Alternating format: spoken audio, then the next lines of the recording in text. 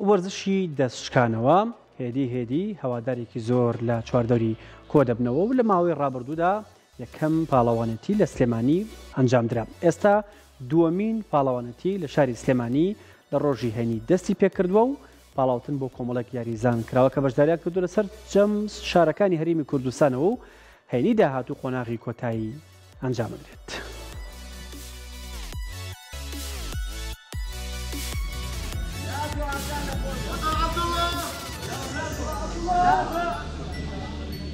دووەمین پاڵەوانەتی دەستشکانەوە لە سلێمانی دەستی پێکرد. ناوەندی وەرزشی کوردستان لە ڕێگەی تیمێکی تایبەت بە دەستشکانەوە بە ناوی هاو ئەم پاڵەوانەتی ڕێکخستووە کە 65 کەس تایدا بەشداریان کردو کە لە سەرجەم پارێزگەکانی هەرێمی کوردستانەوە تایدا بەشدار بوون و دابەش بوون بەسەر 8 کێشی جیاوازدا بە کێشەکانی 65 75 تاکو سەر و 100 کیلۆگرامیش. دوای کێبڕکێکی قورس لە هەر کێشێک 4 یاریزان گەیشتنەتە قۆناغی کۆتایی کە بڕیارە ڕۆژی هەینی داهاتوو لە ناو فامیلی مۆڵ ڕکابەرێکە لە نێوان ئەو سەرکەوتوانە ئەنجام بدرێت و سەرکەوتوانی قۆناغی کۆتاییش بە خەڵاتی مادی خەڵات دەکرێن و ئامادە دەکرێن بۆ هەر پاڵەوانتی و چالاکیەکی دیکە کە لە دەرەوەی هەرێمی کوردستان ئەنجام بدرێت.